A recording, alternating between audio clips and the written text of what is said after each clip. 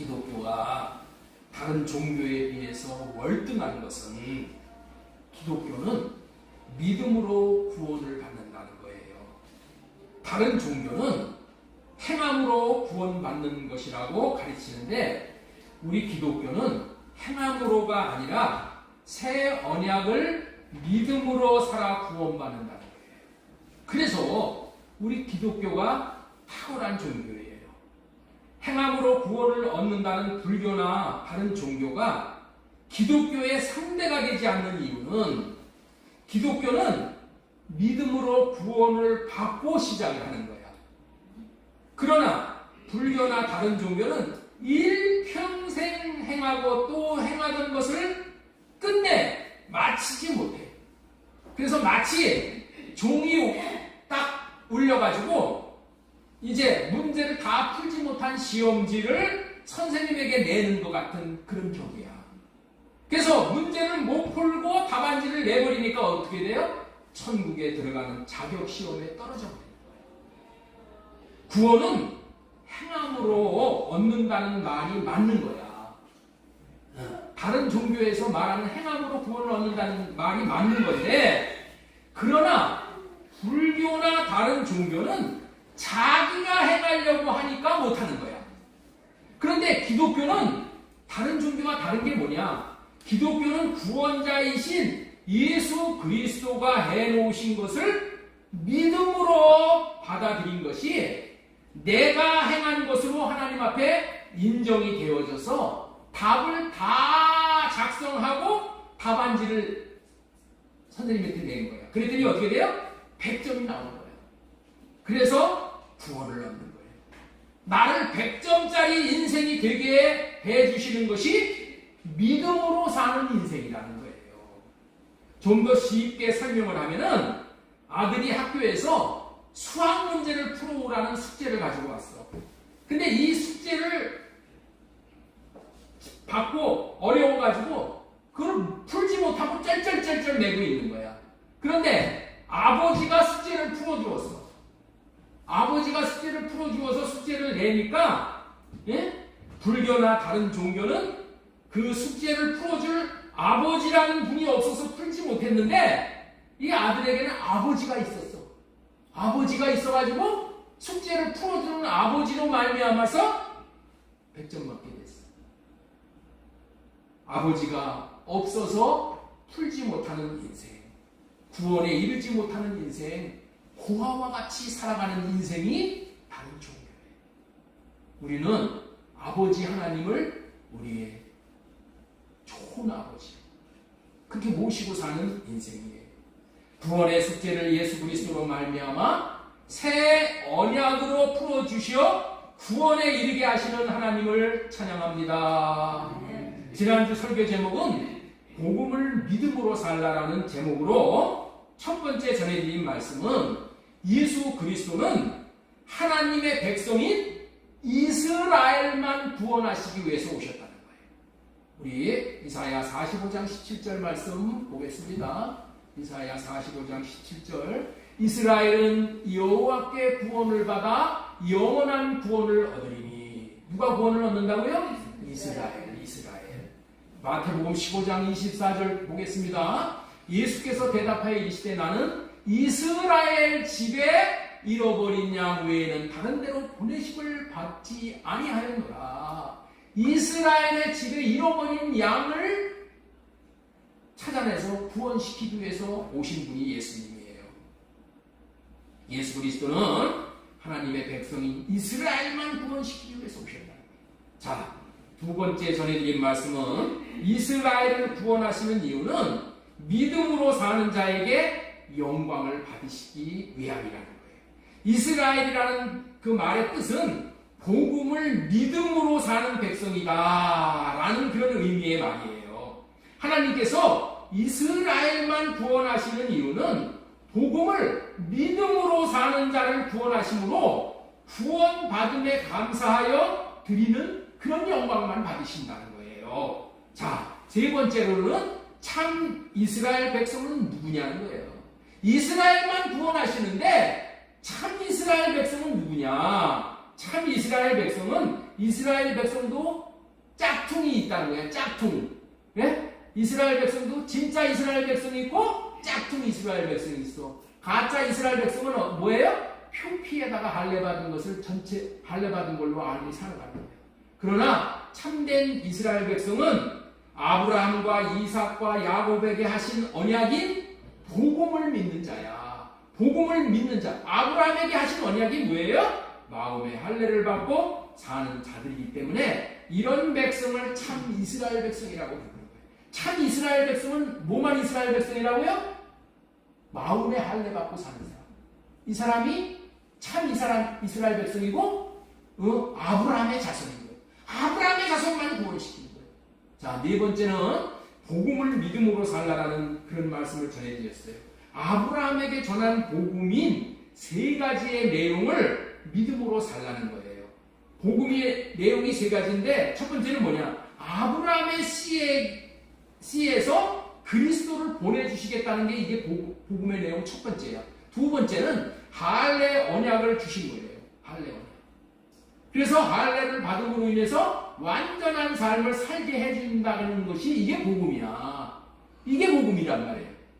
자, 다섯 번째 전하님 말씀이 복음을 믿음으로 산다는 것이 무슨 의미인가? 복음을 믿음으로 산다는 것이 무슨 의미인가? 복음을 믿음으로 살라는 말은 하나님이 아브라함에게 하신 약속을 너희에게도 이루어 주실 것을 믿으라 그런 뜻이야.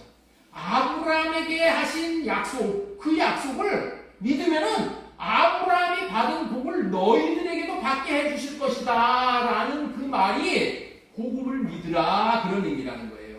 이 복음을 믿음으로 산다는 그 말의 진짜 의미가 뭐냐? 하나님이 아브라함에게 약속한 아브라함의 씨로 말미암아 그리스도를 보내주실 것을 믿으면은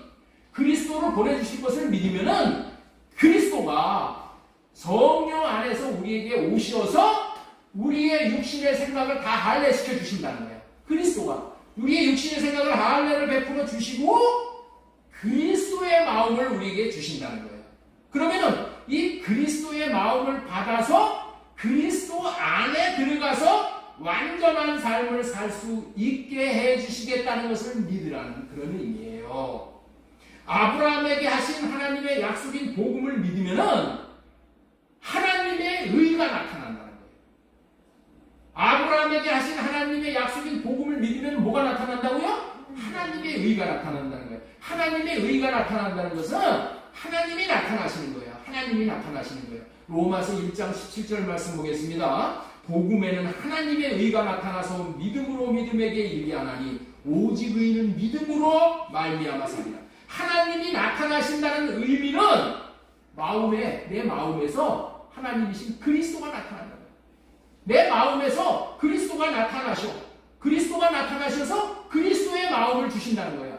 네? 내가 아내에게 내 마음에서 막 우라통이 막 터지는 그런 게 막 올라와. 그랬을 때 복음을 믿으면 어떻게 돼요? 예수 그리스도가 내 마음에 오셔서 예수 그리스도가 그러한 이 우라통이 터지는 분노가 올라오는 마음을 할례를 시켜줘. 그럼 그 마음이 잠잠해지고 그 안에 계신 주님이 어떻게 돼요? 예수님의 마음을 주시는 거야. 그래서 예수님의 마음을 내가 누리고 예수님의 마음을 나타내면서 살 수 있게 되는 거야. 그러니까 천국을 누리는 거야. 이렇게 해주시겠다는 언약이 복음이란 말이야. 아브라함에게 주신 복음이 이거란 말이야. 이 복음을 믿으라는 거야. 이 복음을 믿으면 아브라함이 이것을 누리고 살았듯이 우리도 그런 것을 누리고 살게 해주시겠다는 거예요. 다시 말씀드립니다. 복음을 믿음으로 산다는 그 말은 하나님이 아브라함에게 약속하신 아브라함의 씨로 말미암아 그리스도를 보내주실 것을 믿으면 내 마음에 그리스도를 보내줄 것을 믿으면 그리스도로 말미암아 마음의 할례를 시켜주신단 말이에요. 육신의 생각을 할례를 시켜주시어서 그리스도의 마음을 갖게 해주시는 거예요. 다시 말해서 그리스도의 마음이라는 것은 그리스도의 생명이야. 그리스도 자체야. 그 생명을 주셔서 그리스도 안에서 살게 해주시겠다는 뜻이 담겨진 말씀이 복음을 믿음으로 살라는 말이에요. 그래서 복음을 믿어야지 아브라함이 받은 축복을 내가 받아 누리게 되는 거예요. 복음을 믿음으로 그리스도의 마음을 받는다는 것은 그리스도의 생명을 받는다는 의미의 말이에요. 여기까지 말씀을 지난주에 전해드렸어요. 그렇다면 오늘은 그리스도의 마음, 그리스도의 생명을 받음으로 누리는 복이 무엇인가? 라는 제목으로 두 가지의 말씀을 전해드릴 거예요. 그리스도의 마음을 받으면 첫 번째 뭘 할 수 있느냐? 우리가 하나님을 사랑하고 이웃을 사랑할 수 있게 된다는 거예요. 두 번째, 그리스도의 마음, 그리스도의 생명을 받으면 주님의 음성을 듣고 살게 되어진다. 이 두 가지만 전해드릴 거예요. 민 집사님,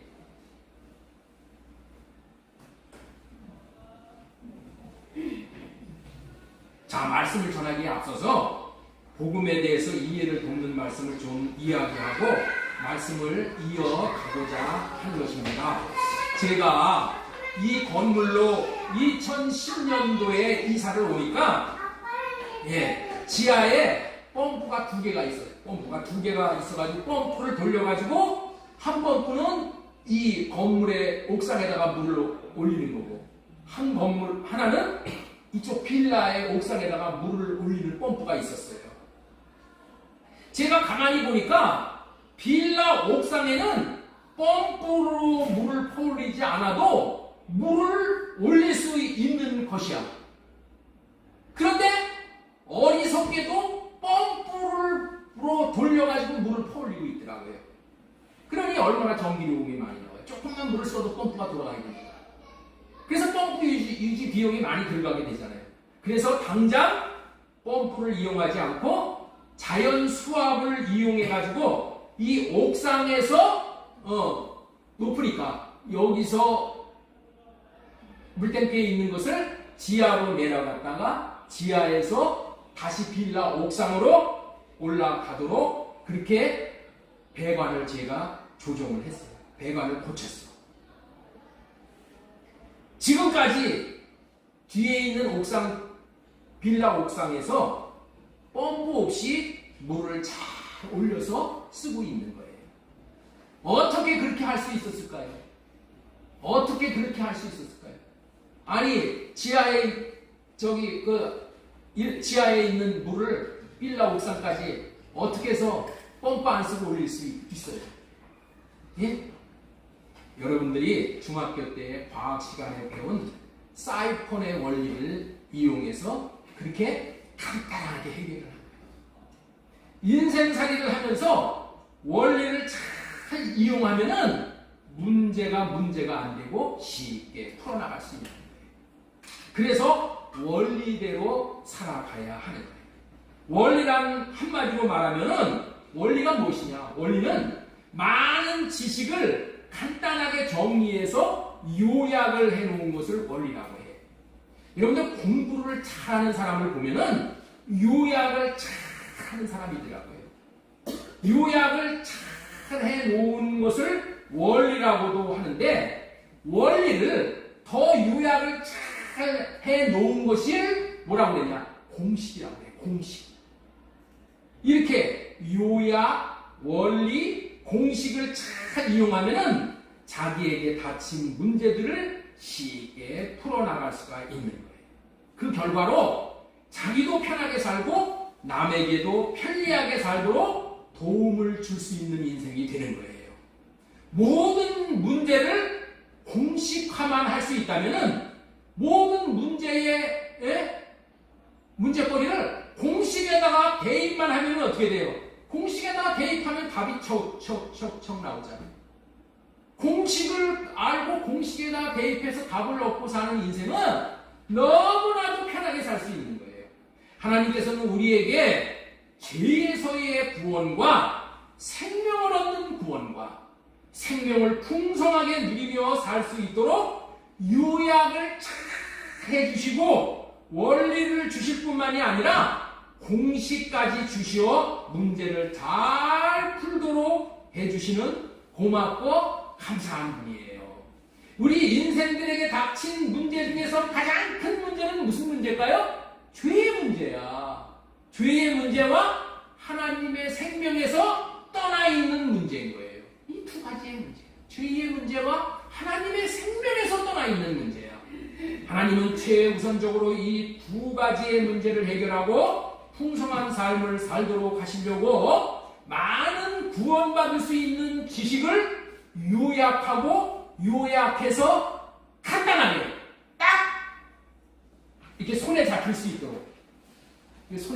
있도록 요약을 해주셨어요. 신구약 66권의 성경을 원리로 주신 거예요. 공식으로 주셨다는 거예요.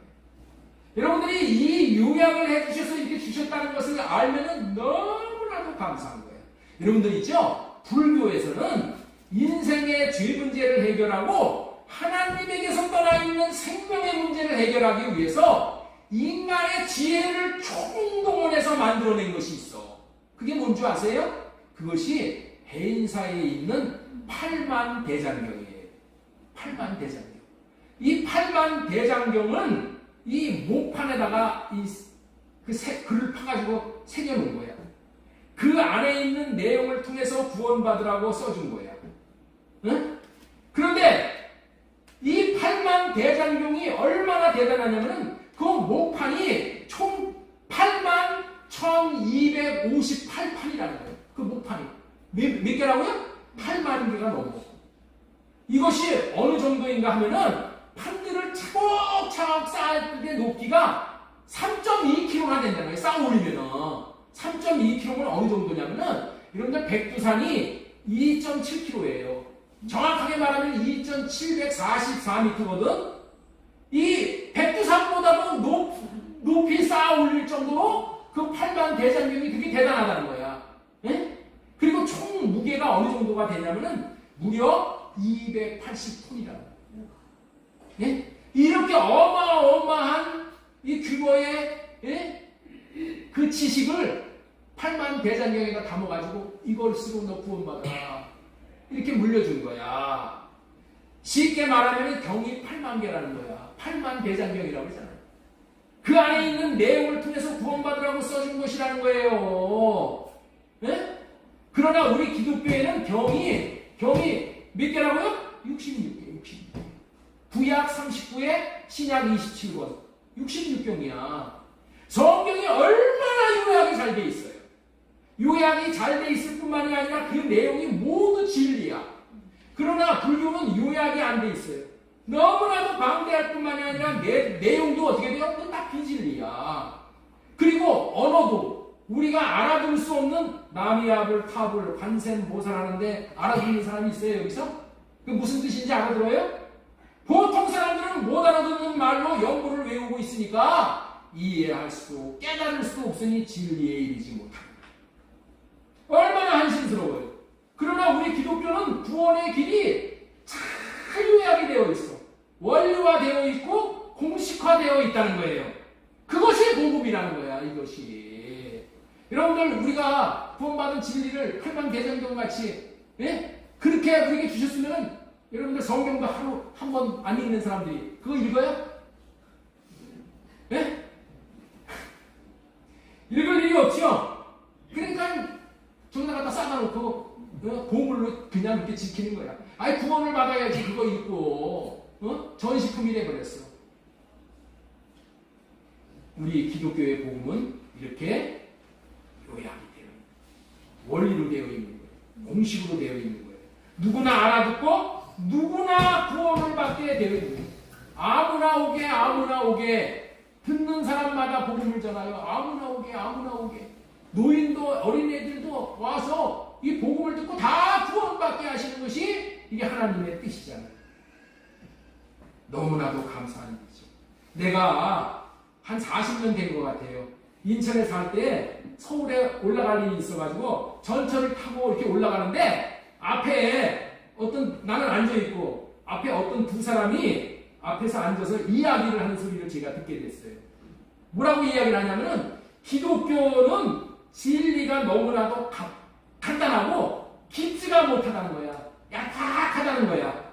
그런데 불교는 너무나도 심오하여서 깊고 깊어서 너무나도 좋다는 거예요.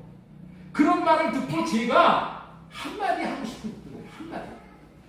이 어리석은 사람들아, 진리는 쉬운 게 진리야. 간단한 게 진리야. 불교는 진리를 못 찾았기 때문에 답이 없으므로 답이 안 나오니까 계속해서 파들어가는 거야. 땅을 깊게 파고 또 파고 파면 뭐가 나올 줄 알고 들어가도 구원의 보물이 안 나오니까 어떻게 돼요? 또 파고 또 파고 또 파고 들어가는 거야. 그냥 모르는 사람이 볼 때는 깊은 진리인 것 같아. 그런데 들어가도 답이 없는 거야. 여러분들 깊이 들어가도 답이 없기 때문에 어떻게 돼요? 더 깊이 파고 더 깊이 파고 더 깊이 파는 거예요. 물이 안 나오니까 어떻게 돼요? 깊이 파고 계속 물을 파죠. 진리를 찾지만은 진리가 나오지 않아. 그래서 깊이 팠는데 그것도 모르고 심오해서 좋다는 거예요. 여러분들 얼마나 어리석어요. 기독교가 말하는 진리는 길이요 진리요 생명 계신 예수 그리스도가 파라고 하는 방법대로 그냥 파니까 구원의 보석이 금방 쏟아져 나오는 거야. 그래서 더 팔 필요가 없는 거야. 아니 우물을 파는데 우물물이 쏟아져 나오는데 거기 우물을 더 팔 필요가 뭐 있어요? 그렇잖아요. 얼마나 좋아. 그래서 복음이라고 부르는 거예요. 복음은 간단하고 쉬워야 복음이지 어렵고 풀지 못해서 발견하지 못하는 게 무슨 복음이고 구원이냐. 이 사람들아 정신 차려라 라고 한마디 해주고 싶었어요. 그렇습니다. 하나님께서 성경에 대해서 알려주시고 말씀하여 주시는 복음은 66권으로 완전한 거예요. 완전한 거예요. 더 이상 많은 수고를 할 필요가 없도록 요약을 해주시고 그리고 더 요약하면은 원리인데 구원의 원리를 알려주시고 이제는 원리를 더 요약해서 공식으로 한 손에 잡힐 수 있도록 공식으로 주셨어. 공식. 여러분들 구원의 진리를 공식화해서 한 손에 잡을 수 있도록 해주셨어요. 그것을 복음으로 주셨다는 거예요. 그 복음이 뭐예요? 아브라함에게 주신 복음이야. 아브라함에게 주신 복음이 여러분들 복잡하지 않죠? 한 손에 딱 잡히잖아. 공식으로 주시는 거야. 구원받는 공식. 아브라함에게 주신 그 공식이 뭐예요? 그게 할례 언약이야. 그게 할례 언약이야.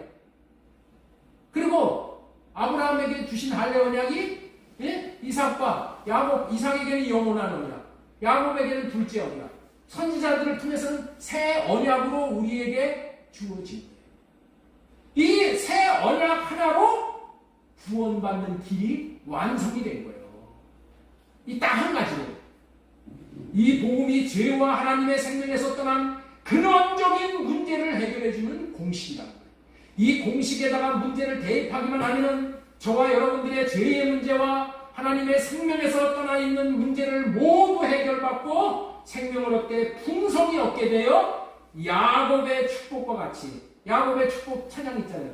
너는 담장 너머로 뻗은 나무 너는 담장 너머로 뻗은 나무 이 찬양 다 알잖아요. 예? 담장 너머로 뻗은 가지가 되어서 가지의 푸른 열매처럼 하나님의 귀한 축복이 삶에 가득히 넘쳐나게 되는 거예요. 가득히 넘쳐난다는 게 뭐예요? 생명수가 강물이 흘러가듯이 그래서 그 복이 이웃에게 열방에까지 흘러넘쳐 사해 바다에까지 이르러 생명을 살리고 풍성한 열매를 맺도록 해주실 것이 복음이라는 거예요. 잘못하면은 죄의 문제와 생명에서 떠난 문제를 어떻게 간단하게 해결할 수 있는지를 전하도록 하겠습니다. 딱 한 가지 공식으로 되는 거예요. 하나님은 시작부터 끝까지 공식 한 가지만 주십니다.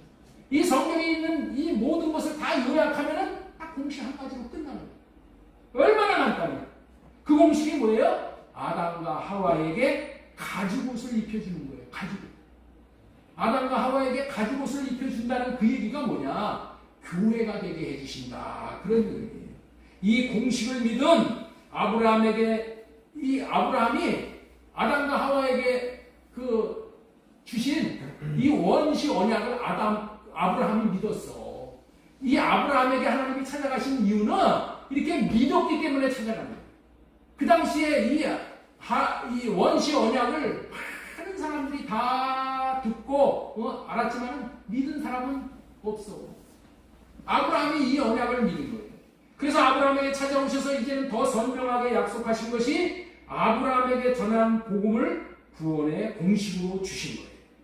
갈라디아서 3장 8절 말씀 보겠습니다. 또 하나님이 이방을 믿음으로 말미암아 의로 세울 것을 정하실 것을 성경이 미리 알고 먼저 아브라함에게 복음을 전하되, 아브라함에게 복음을 전해가지고 이 복음이 모든 이방인이 아브라함으로 말미암아 복을 받는, 그러므로 믿음으로 말미암는 자는 믿음이 있는 아브라함과 함께 복을 받는, 아브라함이 받은 믿음을 아브라함과 같은 믿음으로 받아들이기만 하면 아브라함이 받은 복을 똑같이 받는 거예요.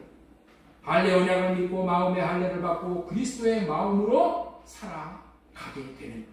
나는 여러분들에게 하나님께서 요약해 주신 성경, 더 요약해서 원리로, 더 요약해서 공식으로 주신 복음만을 전하는 거예요. 아무리 어려운 문제도 공식을 찾아서 공식에 대입하면 답을 얻게 되어 있는 거잖아요. 성경에서 죄의 문제를 해결하여 구원받도록 하는 내용이 얼마나 많이 나오는지 몰라. 죄사함을 받는다는 이 죄가 얼마나 많이 나오는지 몰라. 그래서 너무 이 죄가 많이 나오기 때문에 오히려 이런 내용을 많이 알면 알수록 혼동이 오는 경우가 많아. 그래서 많이 배운다고 중요한 것이 아니라 핵심을 알아야 돼요. 핵심.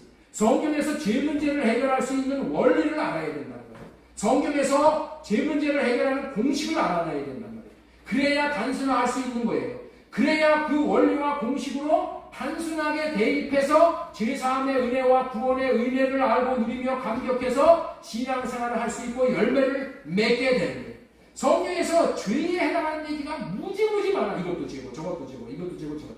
성경에서 이 10계명에 나오는 죄도 많지만은 성경 전체에서 얼마나 많은 죄가 나오는지 헤아릴 수 없을 정도로 많아. 그래가지고 야, 이렇게 하는 것이 이거 죄 짓는 건가 아닌가 혼란스러워. 그래서 여러분들에게 죄가 무엇인지를 요약해서 단순화해서 여러분들에게 알려드리는 거예요. 그것이 뭐가 죄냐? 육신의 생각과 마음으로 사는 것이 죄라고 단순화해서 알려드립니다. 여러분, 성경에 나오는 모든 죄는 육신의 생각과 마음으로 살기 때문에 나오는 거예요.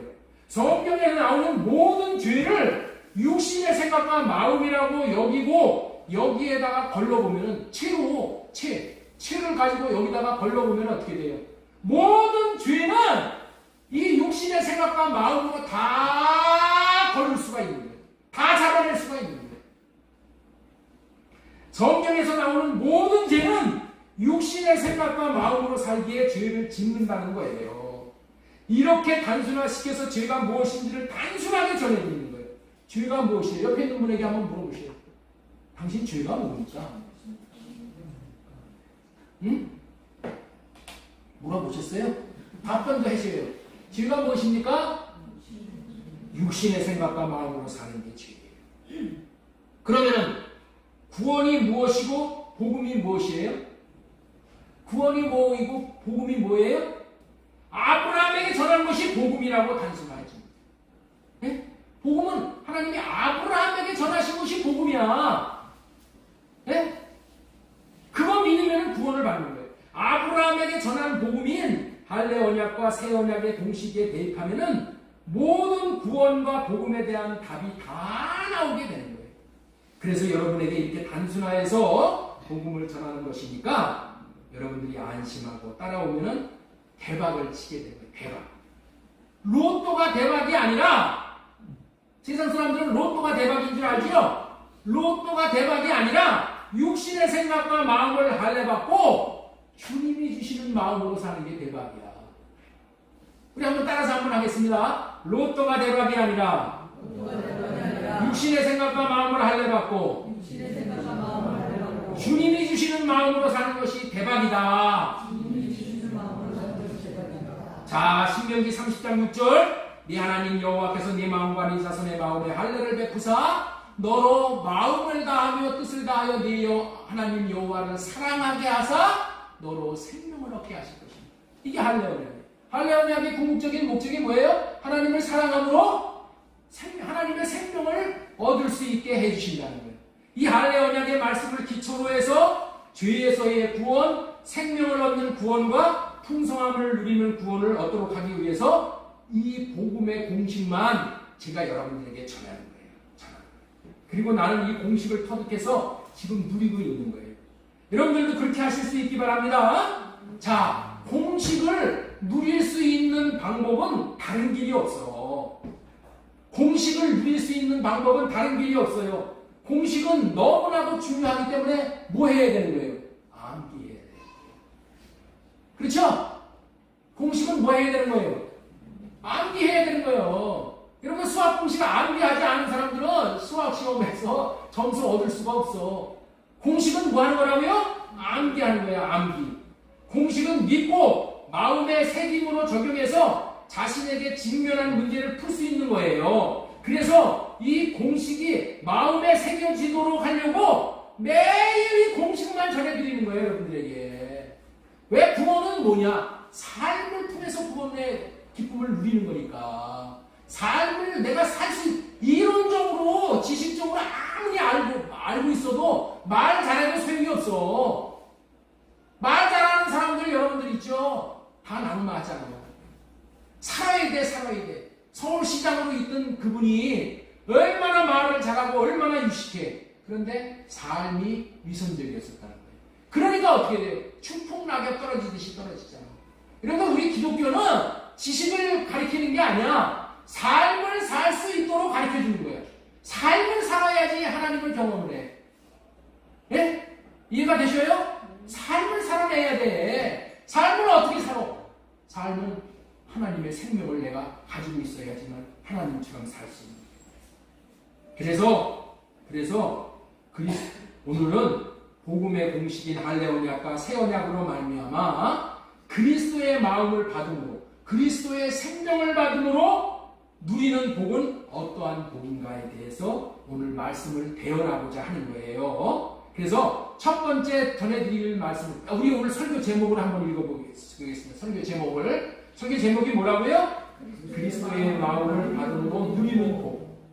그리스도의 마음을 받음으로 누리는 복이 설교의 제목이에요. 그러면은 그리스도의 마음, 그리스도의 생명을 받으면은 어떤 복을 누릴 수 있게 되느냐, 그거를 전해드리려고 해요. 첫 번째 뭐라고요? 첫 번째 어떤 복이에요? 하나님 사랑과 이웃 사랑이 되어지는 복이라는 거예요. 제가 나이를 먹으면서 깨닫는 것이 하나가 있어요. 그게 뭐냐면은 생명이 있는 존재치고 사랑받기를 원하지 않는 존재는 없는 것 같아요. 생명이 있는 존재들은 다 사랑받고 살고 싶어요. 사랑을 받는 것은 자기를 위해서 사랑을 받으려고 하는 거예요. 그런데 하나님도 사랑을 받고 싶어해요. 그런데 하나님이 받으시고자 하는 그 사랑은 어떤 사랑이냐? 하나님은 하나님 자신을 위해서 사랑을 받기를 원하시는 게 아니에요.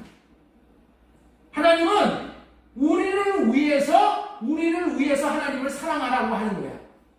하나님을 사랑하라고 하나님이 계속 말씀을 하시죠? 그거 왜 그런다고요? 우리 위해서. 우리가 하나님을 사랑할 때 우리가 제대로 되는 거란 말이에요. 하나님을 사랑하라는 것도 하나님 자신을 위하는 것보다는 우리가 하나님을 사랑하고 살아야 우리가 잘 되는 것이기 때문에 우리가 잘 되는 것을 보아야 하나님이 기쁘셔. 그렇기 때문에 우리를 사랑하라고 하나님을 사랑하라고 하는 거예요. 큰 것을 깨달은 거예요. 이거를 깨달으면. 그래서 하나님을 사랑하라는 말씀이 그렇게 성경에 많이 나오는 거예요. 그런데 그것이 이제서야 내 눈에 보이기 시작했어요. 이제서야. 성경을 수도 없이 많이 읽었는데.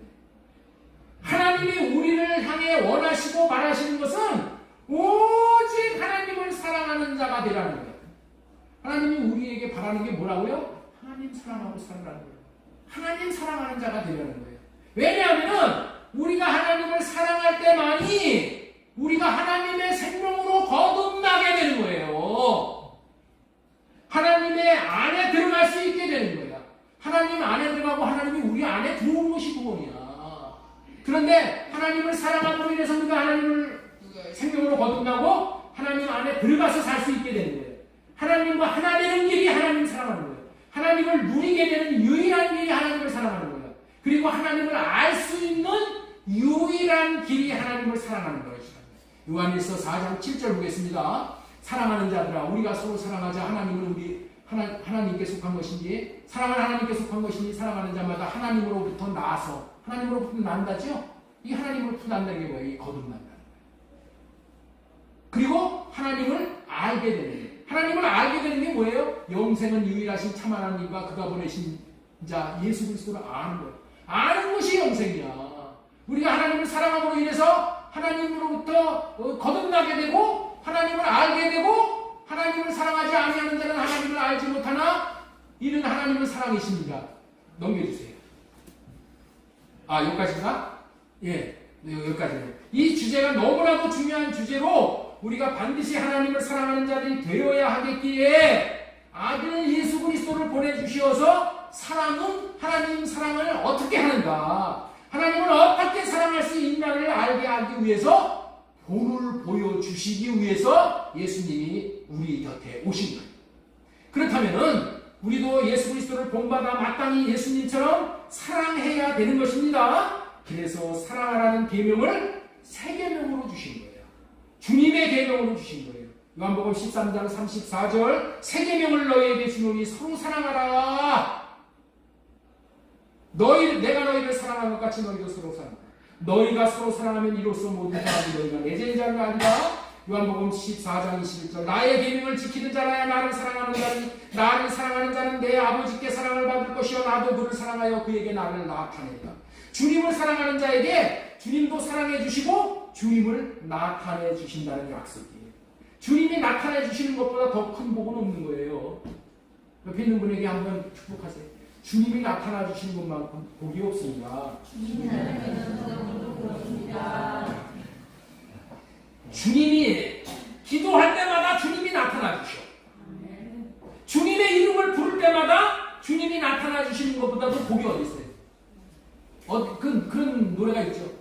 그런 시가 있죠. 불러도 대답 없는 이름이. 하나님은 아무리 불러도 하나님이 대답이 없으셔. 이 말씀에 따라서는 왜 그렇다고요? 하나님이 사랑하지 않고 부르기 때문에. 사랑하니 하나님이 나타나 주시는 구원을 이루게 합니다. 그런데 문제는 우리는 누구도 하나님을 사랑할 수 없다는 거예요. 그래서 아브라함에게 주신 복음인 할례 언약, 새 언약을 하나님을 사랑할 수 있게 해 주신다는 복음으로 구원받는 공식으로 믿고 적용해서 여러분들이 하나님을 사랑할 수 있어야 돼요. 하나님을 사랑할 수 있는 사람은 할례 받는 사람 외에는 하나님을 사랑할 수 없어요. 왜냐하면 할례를 구한다는 말의 의미는 나는 할 수 없으니 주님이 해주세요 라는 요청이 뭐예요? 이 할례를 구하는 거예요. 주님이 할례 받은 인생 안에 들어오시면은 사랑을 넉넉하게 할 수 있게 해주시는 거예요. 자, 이 신명기 3장 6절 다시 보겠습니다. 네 하나님 여호와께서 네 마음과 네 자손의 마음에 할례를 베푸사 너로 마음을 다하며 뜻을 다하여 네 하나님 여호와를 사랑하게 하사. 할례를 베풀어 주시면은 어떻게 된다고요? 하나님을 사랑하게 해주신다는 거예요. 할례를 받은 인생은 어떻게 된다고요? 하나님을 사랑하게 해주신다는 거야. 왜 우리가 하나님을 사랑하지 못해? 마음의 할례를 못 받기 때문에 그래요.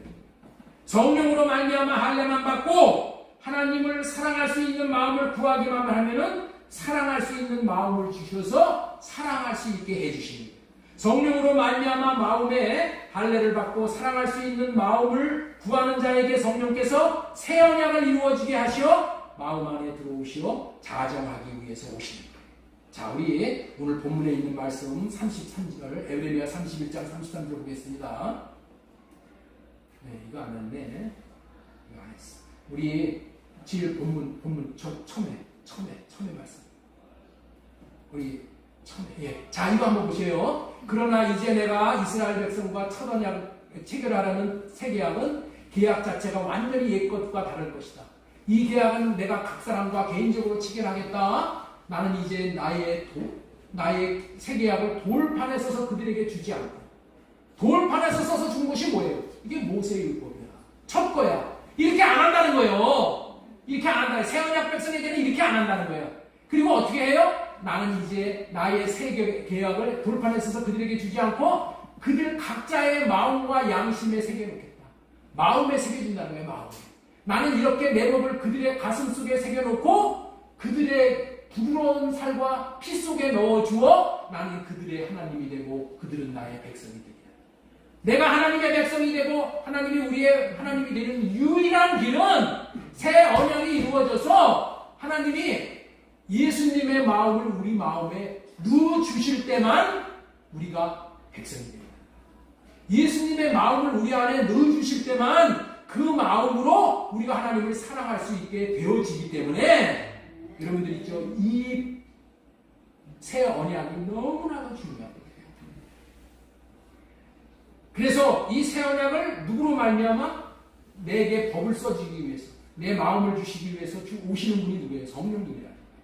그래서 이처럼 성령이 오시어서 자정하시면은 성령으로 말미암아 첫 계약, 첫 계명과 다른 새 계약인 새 계명인 하나님 사랑, 이웃 사랑을 할 수 있는 법을 써주시는 거예요.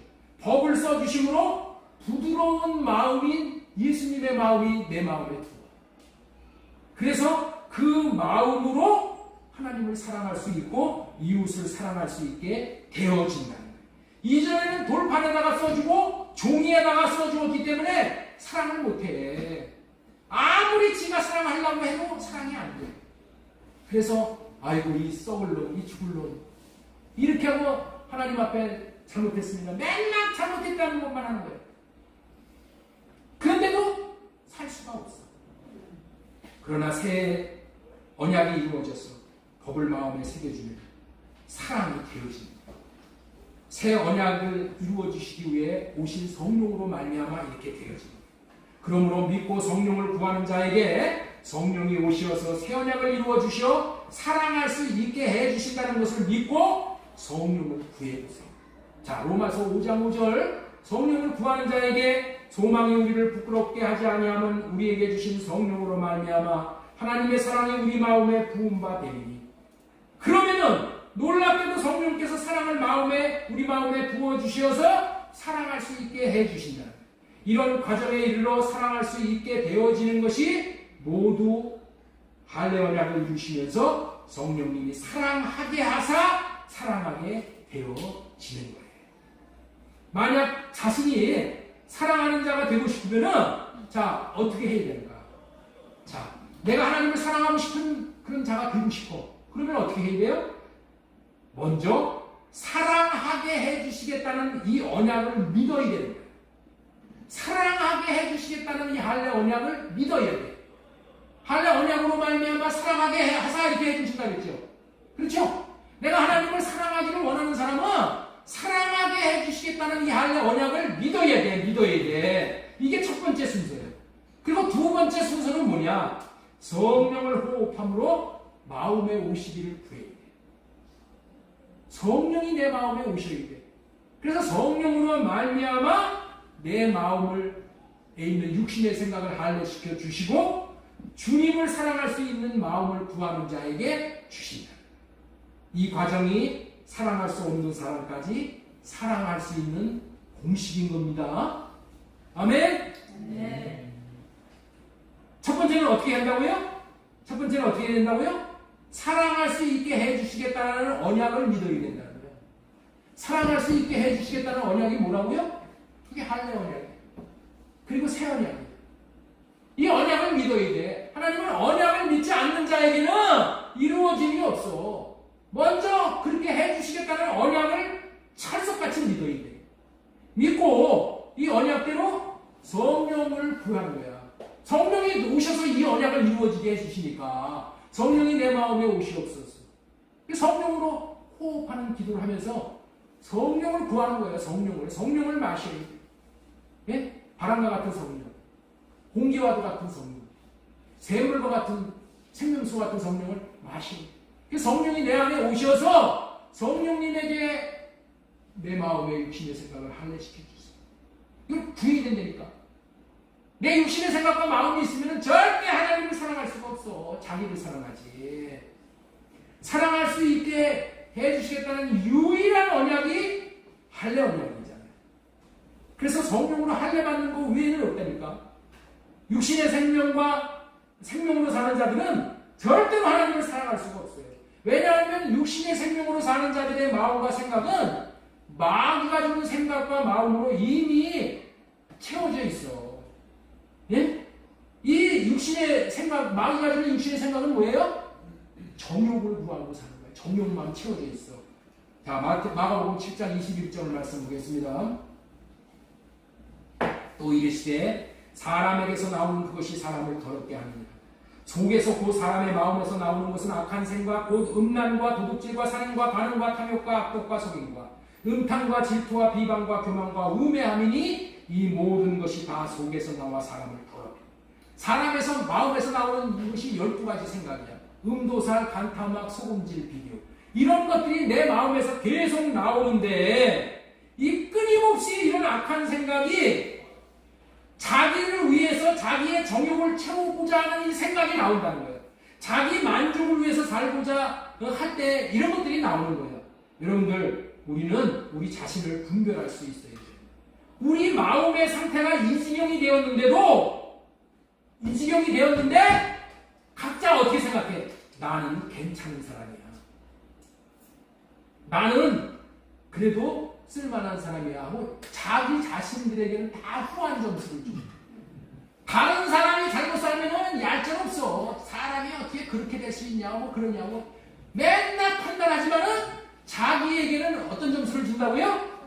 후한 점수를 줘. 후한 점수.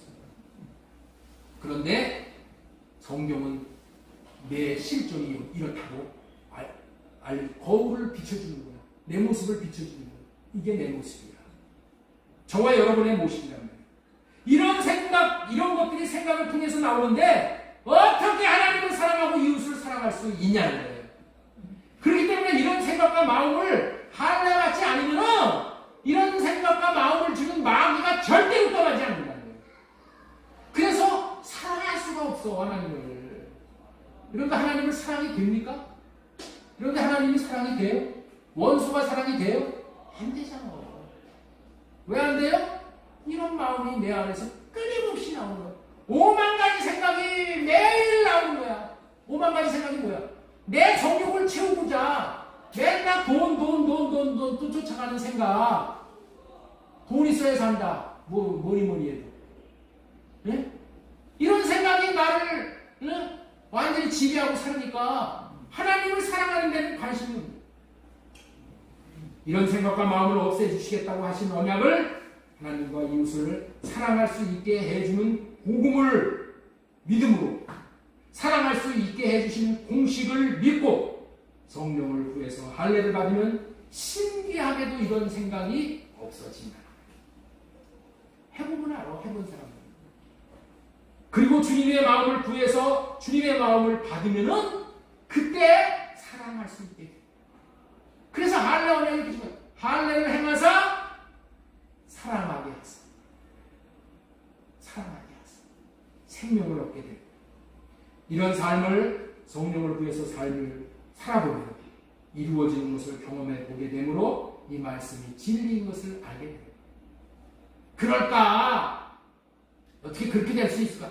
이렇게 얘기하지 마시고 확실하게 믿어요.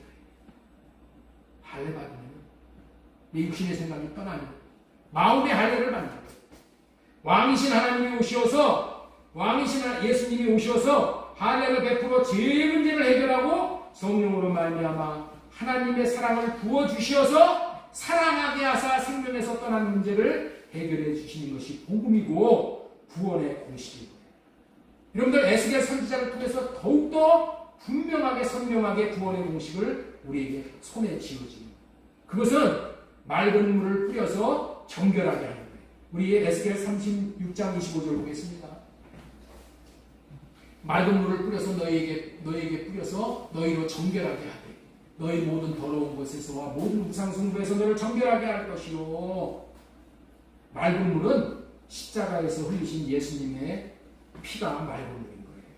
아브라함에게 주신 복음을 믿는 자에게 예수님이 할례시켜 주심으로 이 예수님의 피가 뿌려지면은 죄가 해결되고 마귀가 떠나고 마귀의 꼭두가시 노름으로 범하고 살는 우상 숭배가 벗어지게 됩니다. 이와 같은 은혜를 받은 자들에게 새 영과 새 마음을 주시는 거예요. 그래서 하나님을 사랑하지 못하고 이웃을 사랑하지 못하게 하는 육신의 생각에서 나오는 자기만을 챙기려고 하는 굳은 마음을 제거하고 마음에 예수 그리스도가 들여오셔서 부드러운 마음을 주시는데, 이 주님의 마음을 받으면은 하나님을 사랑하고 원수까지 사랑할 수 있는, 그야말로 율례를 행할 수 있는 그런 마음을 주십니다. 26절 보겠습니다. 또 새 영을 너희 속에 두고 새 마음을 너희에게 주되 너희 육신에서 굳은 마음을 제거하고 부드러운 마음을 줄 것이며, 부드러운 마음을 줄 것입니다. 이 부드러운 마음이 예수님의 마음이에요. 예수님의 마음을 받으면 어떻게 돼요? 율례를 행하게 된다. 자, 또 내 영을 너희, 영이 성령이잖아요. 성령이 내 안에 들어오셔서 나에게 부드러운 마음, 예수님의 마음을 주셔서 율례를 행하게 한다. 율례가 뭐예요? 하나님 사랑, 이웃 사랑이에요. 이것을 행할 수 있게 해주신다는 거예요. 그러면은 내가 하나님을 사랑하면은 하나님을 사랑함으로 말미암아서 주시는 복이 있잖아요. 그 복을 다 누리게 되는 거예요. 왜 우리가 하나님을 사랑하라고 한다고요? 하나님을 위해서가 아니라 나를 위해서 하나님이 사랑하라고 한다는 거예요. 하나님을 사랑하는 것이 나를 위해서 하는 거예요. 나를 위해서. 그래서 에스겔 36장 28절에 보면 내가 너희 조상들에게 준 땅에서 너희가 거주하면서 내 백성이 되고 너는 너희 하나님이 되고 나는 너희 하나님. 26장에 이어서 28절에서 바로 이 말씀을 합니다. 할례 받고 주님이 주시는 마음으로 사랑을 하게 되면은 그 자가 어떻게 된다고요? 내가 준 땅에서, 가나안 땅에서, 천국 땅에서 거주하면서 너희는 나의 백성이 되고 나는 너희 하나님이 되리라. 이 복을 누리게 됩니다.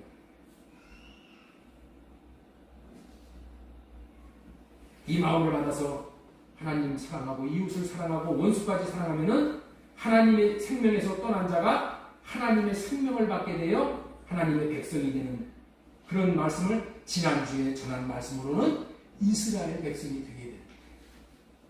그렇기 때문에 이렇게 해주시겠다는 언약을 사랑할 수 있게 해주시겠다는 공식으로 믿고 살아야 하나님을 사랑할 수 있게 되므로 풍성한 생애가 되어지는 것입니다.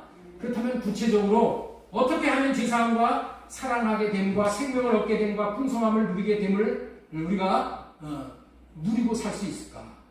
자, 이미 예수 그리스도가 만인을 위해서 죄의 문제를 해결해 놓으셨잖아요.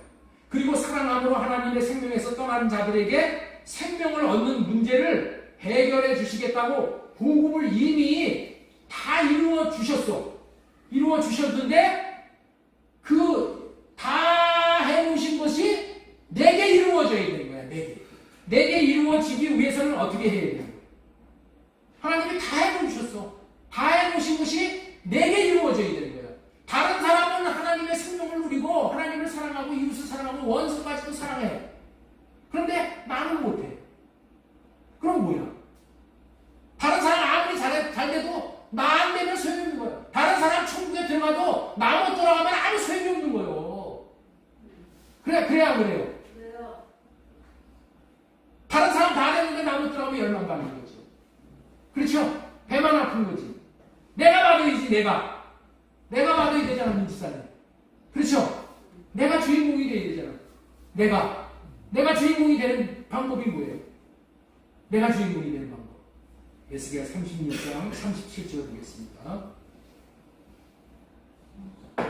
주 여호와께서 이같이 말씀하십니다. 그래도 이스라엘 족속이 이같이 자기들에게 이루어지기를 주시기를 내게 구하여야 할지니라. 하나님이 이것을 다 이렇게 해주겠다고 생명도 주고 하나님을 사랑하게도 해주고 뭐 하늘에 신령한 복 다 받게 해주겠다고 이미 다 이루어 놓으셨어. 이루어 놓았는데 뭐예요? 구하지 않아.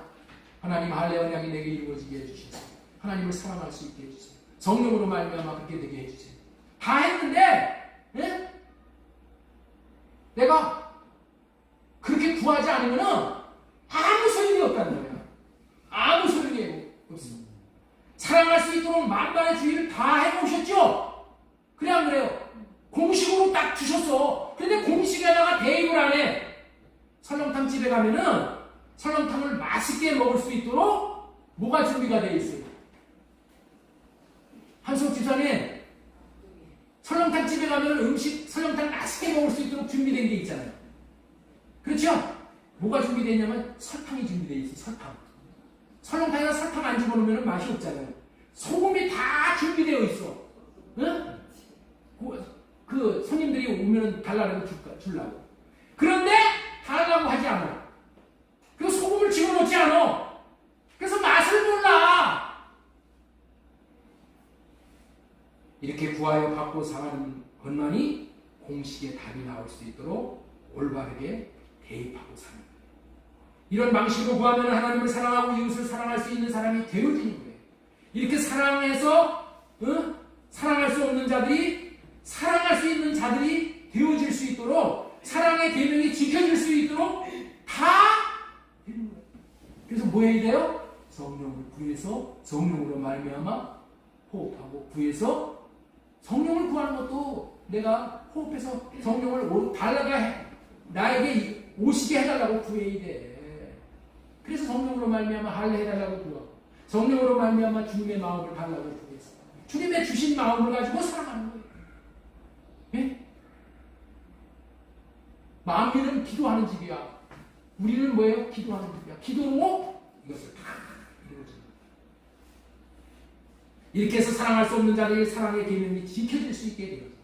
이런 과정을 통해서 하나님을 사랑하는 자들이 누리는 복이 잠언 8장 17절. 나를 사랑하는 자들이 나의 사랑을 이루며 나를 간절히 찾는 자가 나를 만날 것이니라. 사랑을 입고 주님을 만나게 됩니다. 지금까지는 그리스도의 마음을 받음으로 누리는 복, 첫 번째 하나님 사랑, 이웃 사랑이 되어지는 복을 받는다라는 말씀을 전해드렸어요. 두 번째로 전해드릴 말씀이 조금만 한 10분 정도만 하고 끝냅니다. 두 번째로 전해드릴 말씀이 주님의 음성을 듣게 된다. 주님의 음성을. 그리스도의 마음을 받음으로 누리는 복은 주님의 음성을 듣게 된다. 그리스도의 마음인 하나님의 생명을 받음으로 누리는 복이 많이 있지만은 오늘 특별히 전해드리고 싶은 말씀은 주님의 음성을 듣게 된다. 자, 보세요. 제가 여러분들에게 왜 주님의 음성을 들어야 한다라고 자꾸만 이런 선교를 하는 이유가 있는 거예요.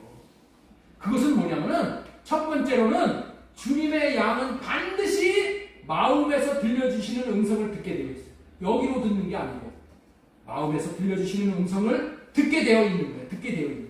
들을 수 있는 자격을 다 주었어. 주었음에도 불구하고 세상의 소리에 육신의 생각에 귀를 기울임으로 여기에 치우침으로 머리에서 나오는 생각을 들으려고 하니까 주님의 음성, 마음에서 들려오는 주님의 음성을 못 듣는 거예요. 다 귀신 음성을 듣고 사는 거예요. 마음에서 음성을 들음으로 받아 누려야 할 것을 받지 못하면은 여러분들 이것보다 원통한 게 없는 거예요. 자, 마음에서 들려오는 주님의 음성을 들음으로 말미암아 받는 복이 무엇인가? 우리 한번 보겠어요.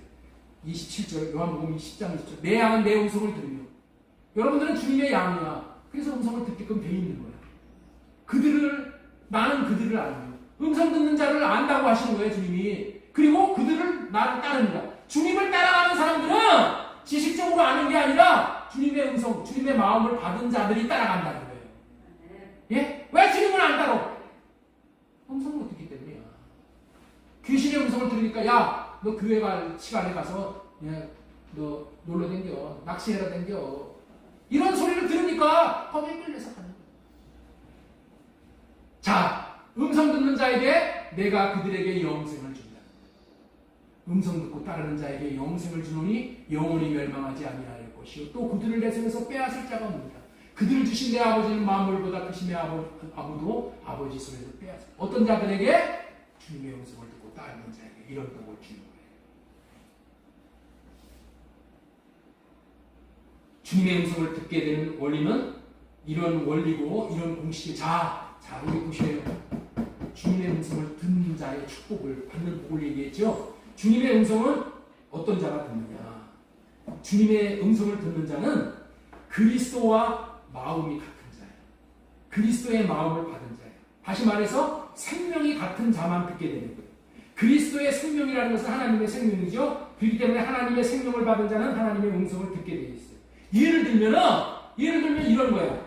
여러분들 철새의 생명을 받은 철새들이 얘기하는 음성을 듣기 때문에 모여서 철 따라 이동을 하는 거예요. 그렇죠?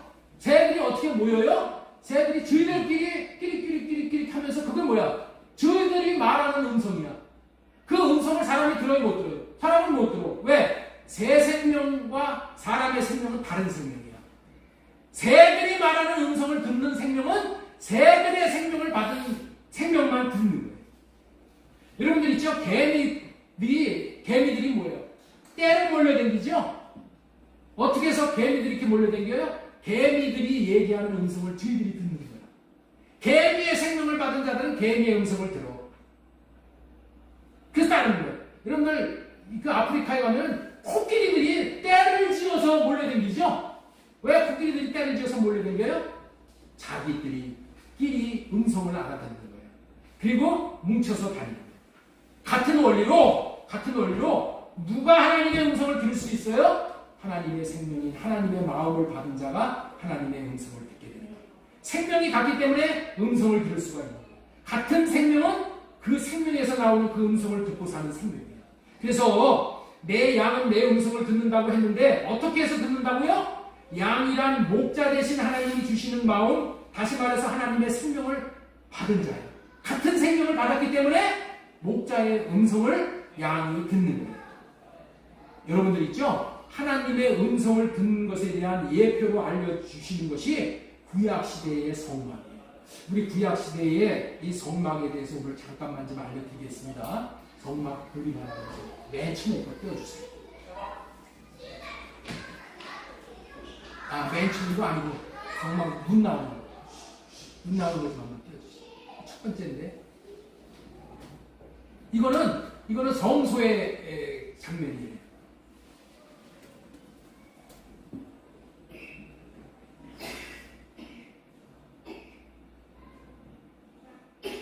없어요?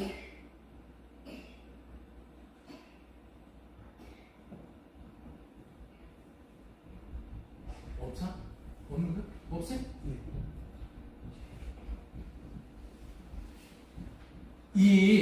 그 성소가 어떻게 되어 있냐면은 제가 말씀드리니까 들어보셔요.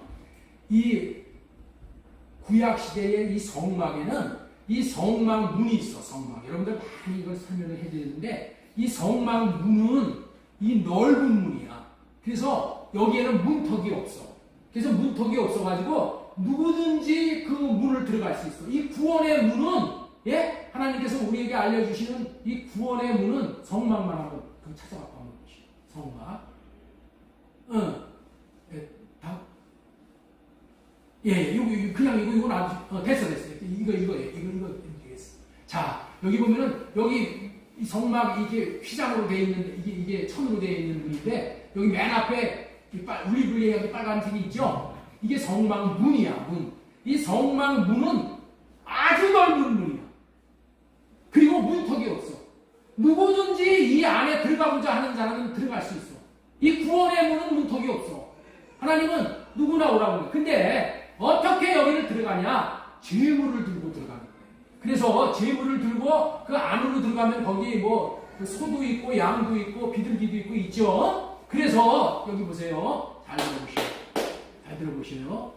일반 백성들은 어떻게 하느냐면은 이 안에 들어가서 여기 불길이 치솟아 오르는 그것이 뭐야? 번제단이야.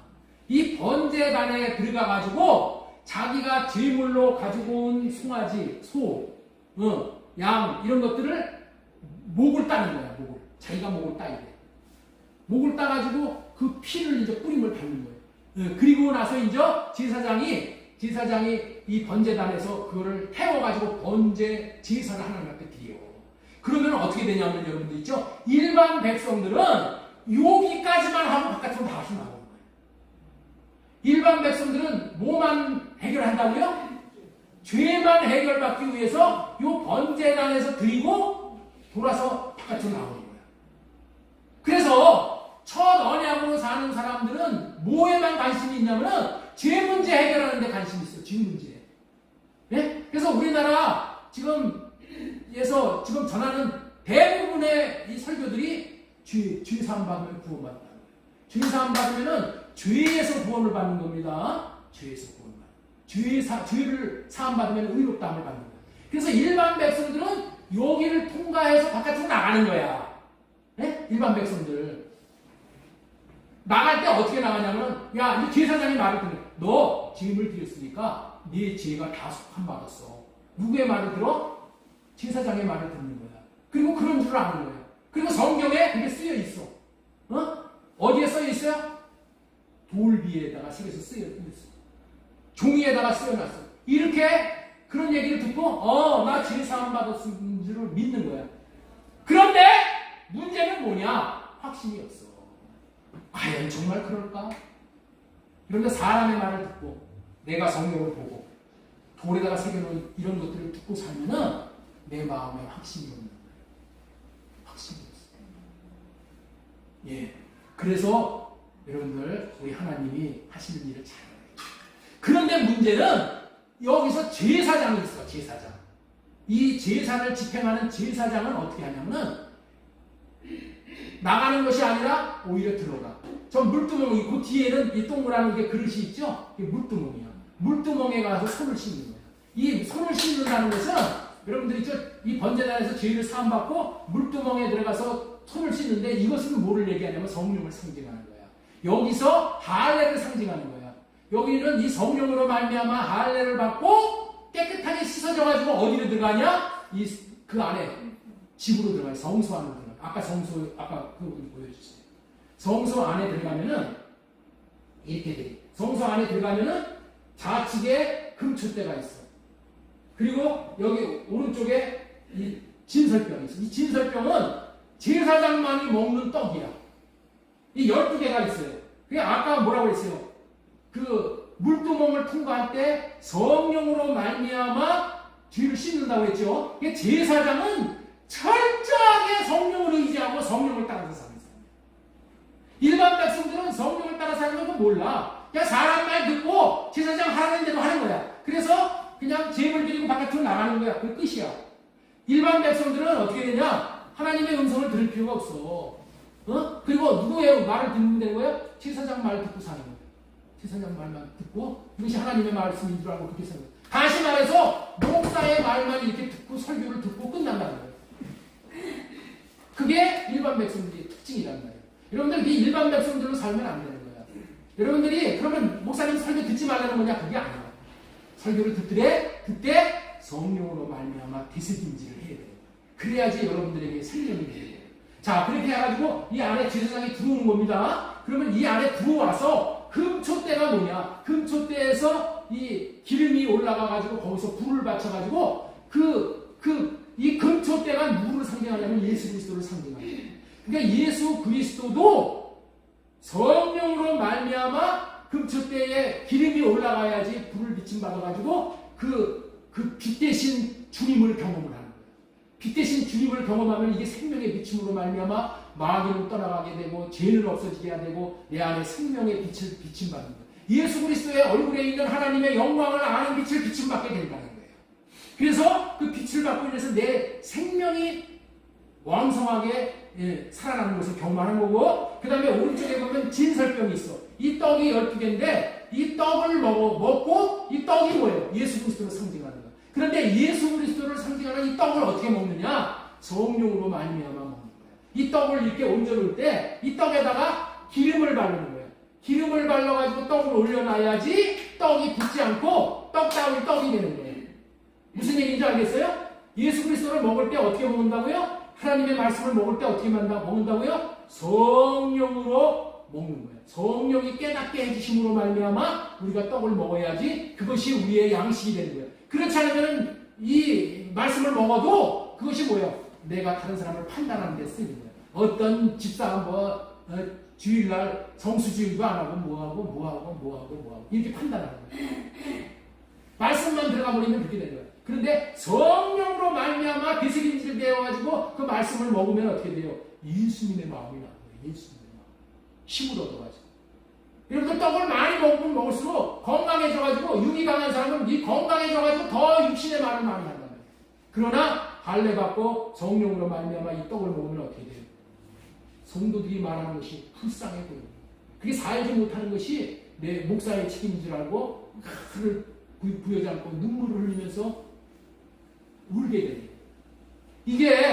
이게 제사장이 먹는 떡입니다. 그리고 그 앞에 보면은 향단이라고 있어요. 향단. 향단이 뭐냐? 향단은 하나님 앞에 이 제사를 드리는 거예요. 하나님 앞에 향을 올려드리는 거예요. 향을 하나님 앞에. 그러면 이 향을 받음으로 인해 가지고 이 향이 올라감으로 인해서 제사장이 어떻게 돼요? 새 힘을 얻는 거예요. 아, 하나님이 내 기도를 응답하시는구나. 내 기도를 흠양하시는구나. 이렇게 아는 거예요. 그래서 이렇게 제사장들이 이렇게 살다가 이제 뭐냐? 여기에서 힘을 얻는 거야. 여러분들 있죠? 제사장이 1년에 한 번 7월 10일 날 대속죄일 날 지성소 안으로 들어가야 돼. 지성소. 하나님이 계시는 곳은 법궤가 있는 지성소거든요. 지성소 안에 들어가서 하나님을 만나고 거기서 속죄함을 받는 거야. 네 죄가 속하여졌느니라 하고 이 속죄한다는 하나님의 음성을 들어야 돼. 그리고 내가 너를 사랑하는 아들이다. 사랑한다는 그런 음성을 듣는 거예요. 그러면 어떻게 돼요? 그 음성을 들어가지고 그 들은 음성을 제사장이 나와서 백성들에게 선포하는 거예요. 알려주는 거예요. 백성들에게 어떻게 전한다고요? 단체적으로 전하는 거예요. 단체. 온 백성을 향해서 단체적으로 선포를 하는 거예요. 그런데 새 언약은 뭐라고 했어요? 개별적으로 아까 전한다고 했죠? 개별적으로. 다른 거예요. 그래서 제사장은 어떻게 해야 되냐? 이 속죄의 하나님의 음성을 듣고 사랑한다는 음성을 듣고 백성들에게 이 말씀을 전해야지 백성들이 두려움이 없어지는 거예요. 아, 내가 1년 동안 지은 죄가 하나님 앞에 제물로 드린 것을 하나님이 받고 사해 주셨구나 하고 죄사함의 은혜를 그때서야 누리는 거예요. 그리고 하나님이 나를 사랑하는구나 이거를 누리는 거예요.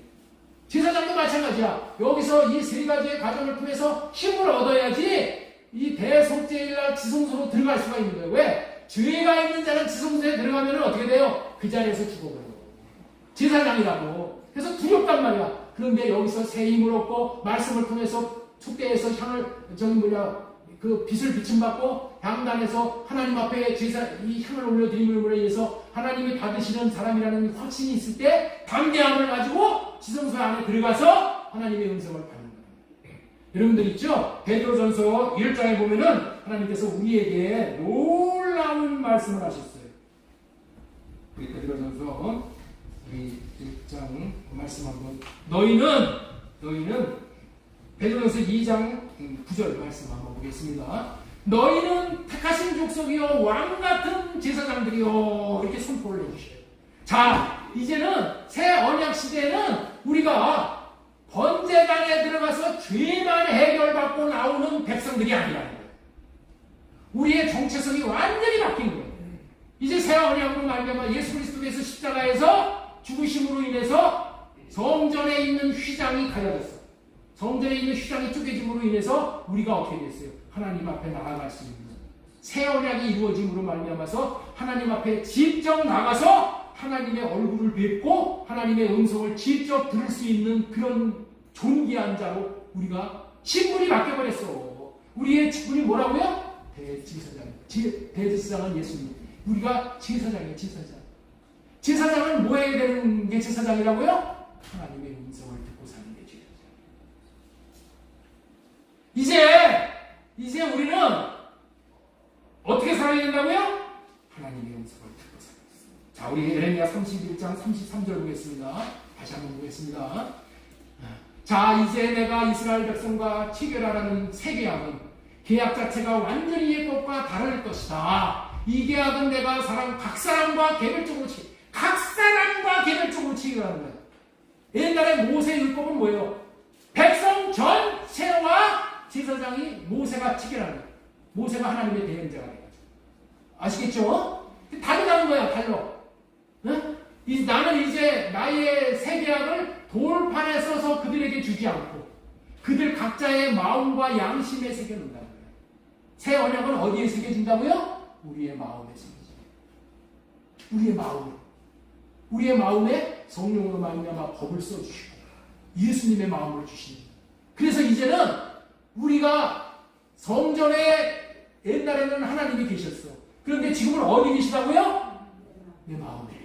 내 마음 깊은 곳에 지성소를 삼고 내 마음에 들어와서 계십니다. 그래서 우리는 이제 어떤 기도를 드려야 돼요? 내 마음에 계시는 하나님을 바라보고 기도합니다. 이 머리로 드리는 게 아닙니다. 그래서 마음으로 성령 호흡, 성령을 보시고 마음에 집중해서 마음에 계신 하나님을 드립니다. 이렇게 됐을 때 이제 주님과 친밀한 교제를 하면서 인생을 통해서 아주 중요한 말씀이 각 사람과 개인적으로 체결하겠다는 말씀입니다. 이 말의 깊은 의미는 이제 인간 제사장이 혼자 건물 지성소에 들어가서 하나님의 얼굴을 배웠고 하나님의 음성을 듣고 백성들 전체에게 대언하는 그런 식으로 음성을 듣고 사는 시대는 지나갔다는 거예요. 이 시대는 어떻게 됐다고요? 지나갔어. 이제는 각자의 마음을 지성소로 삼고 마음 안에 들어와 계시어서 말씀하시는 음성을 듣고 사는 시대가 왔다라고 일깨워 주시는 말씀입니다. 이런 말씀이 성령으로 말미암아 깨달아져 주님의 음성을 듣기를 위하여 오직 성령을 구해야 할례 받고 주님이 주시는 음성인 마음을 받고 누리시고 대언할 수 있는 새언약 시대의 제사장으로의 합당한 삶을 살 수 있기를 소망하고 축복합니다. 예, 여기서 간단하게 지금 천주교가 왜 문제인가 이 말씀만 전해드리겠어요. 아직도 천주교에서는 제사장이 있다는 거야. 천주교의 제사장이 어떤 제사장이에요? 신부만이 제사장인 거야. 신부만이라고 제사장이라고 여겨서 그래서 인간 제사장 신부 앞에 그 성도들이 나와가지고 신부 앞에 나와서 뭐해요? 자기의 죄를 고백해. 이걸 보고 뭐라고 해요? 고해성사. 회개하고 제사함을 신부를 통해서 드리려고 해요. 신부를 통해서 그런 음성을 드리려고 해요. 그거 아닙니다. 아니요. 이런 방식으로 사는 것은 첫째 것으로 사는 방식. 율법 시대나 있었던 일을 아직도 버리지 못한 처사예요. 이제는 우리 자신이 제사장이 된 거예요. 우리가 이제 번제단만 밟고 지나가면 안 돼요. 번제단은 어디에 있어요? 성전 땅에 있어. 성전 뜰에 있어. 그래서 성전 뜰만 밟고 가면은 안 되는 거예요. 우리는 어떻게 해야 돼요? 성소 안에 들어가서 비침을 받고 진설병을 먹고 향단에서 향을 올려드리고 그리고 지성소에 들어가서 이제 지성소 안에 자정하신 하나님의 음성을 드립니다. 하나님의 음성을 듣고 네 죄 사함을 받았느니라. 이게 하나님 앞에 직접 음성을 듣는 사람은 어떻게 돼요? 야, 나는 죄 사함 받았어. 나는 구원 받았어. 나는 하나님의 생명을 받았어. 확신이 있는 인생을 사는 하나님의 음성을 듣고 사는 인생과 사람에게 너 죄 사함 받고 너 사함 받았고 너 하나님의 자녀 이런 소리를 듣고 사는 사람하고는 삶의 질이 다른 거예요. 삶의 질이 다른 거예요. 이런 사람은 주님을 위해서 나를 드리지 못해요. 목에 칼이 들어오면 어떻게 돼? 금방 무서워서 다 도망가요.